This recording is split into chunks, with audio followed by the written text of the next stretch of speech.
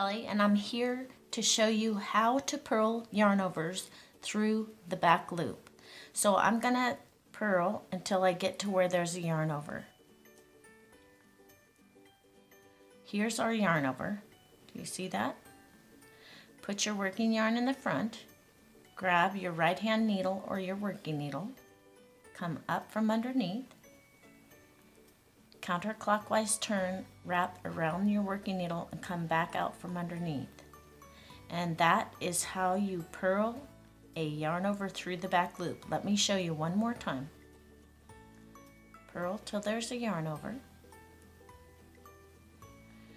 Grab that yarn over from the back, purl it, come back out from under, and that's how you purl a yarn over through the back loop.